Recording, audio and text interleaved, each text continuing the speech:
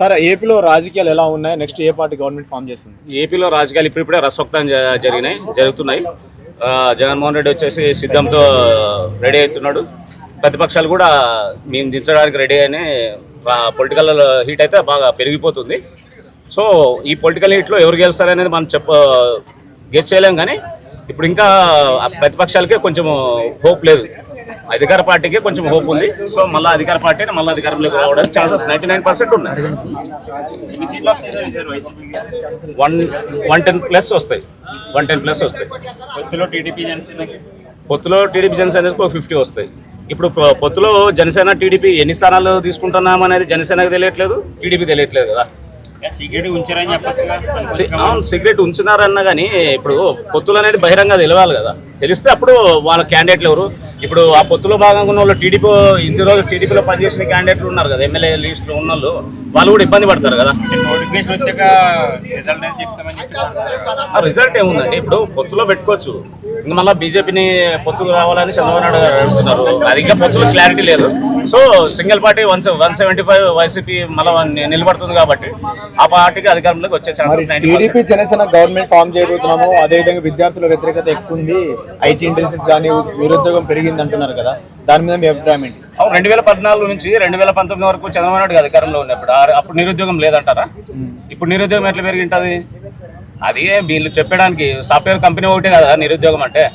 JSW వచ్చింది company, పోర్టుల నిర్మాణం జరుగుతున్నాయి రాష్ట్రంలో.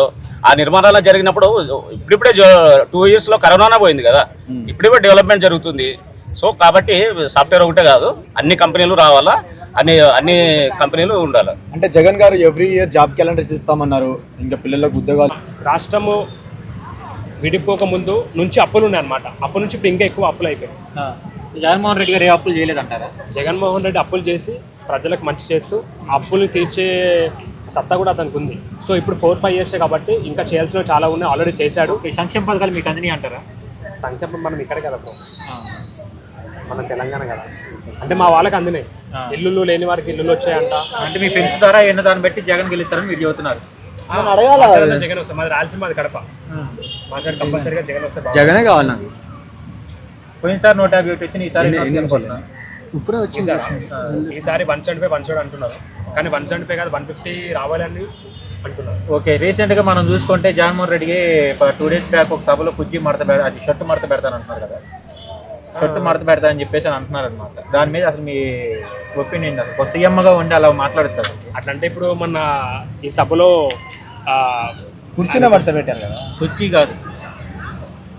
చెప్పు. నారా లోకేష్ కూడా ఇప్పుడు ఒక సభలో కుర్చీ మడత పెట్టడం డైలాగ్ చెప్పకుండా కూడా, డైలాగ్ ఎందుకు చెప్పలేదు తెలుసా? నేనేంటి డైలాగ్ చెప్పడం అని చెప్పేసి ఎగ్జాంపుల్ గా కుర్చీని తీసుకొచ్చి మరి కావాలని జగన్ అంటేనే కదా తను వాళ్ళు అంది, ముందు సీఎం అన్నారు కదా అని చెప్పేసి వీళ్ళు అన్నారు కదా.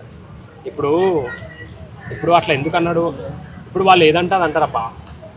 ప్రతిపక్షం అన్నాక బురద జల్లకుండా ఉండదు. సో వాళ్ళు ఏది చేస్తే అది మనం పీ తింటామంటే అది కాదు కదా. మన స్వభావం ఏంటి, మన విధి విధానాలు ఏంటి, మనం ఏ విధంగా పెరిగాం, మనం ఏ విధంగా, మన సంస్కారం ఏంటి, మనం ఆ విధంగా నడుచుకోవాలి అంతే. కాదంటలా ఇంకోసారి చూసుకుంటే మరి ఇది ఫ్యాన్ ఏమన్నా ఇంట్లో ఉండాలి, సైకిల్ ఏమన్నా బయట ఉండాలి, గ్లాస్ ఏమన్నా సింక్ లో ఉండాలన్నారు. అది మీ అభిప్రాయం ఏంటి అసలు? అది వాస్తవమే, నిజంగా చెప్పింది. అంటే కొంతమంది ఏమన్నారంటే నువ్వు తాగే వాటర్ గానీ, నువ్వు తాగే కాఫీ గానీ, టీ గానీ ఏదైనా గానీ అది గ్లాస్ కాదా అంటే దీని వెనకాల తాగట్లేదా? దీని వెనకాల ఎంతో అర్థం ఉంది. అవన్నీ అర్థాలు కలిపే షార్ట్ కట్ లో ఈ విధంగా చెప్పారనమాట. వాళ్ళ లోకల్ సంబంధించి షార్ట్ కట్ లో చెప్పారన్నమాట. ఇప్పుడు మన పవన్ కళ్యాణ్ గారు చూసుకుంటే ఇప్పటికీ పార్టీ పెట్టిన 12-10 సంవత్సరాల్లో దాదాపుగా 10 పార్టీలో మారాడు.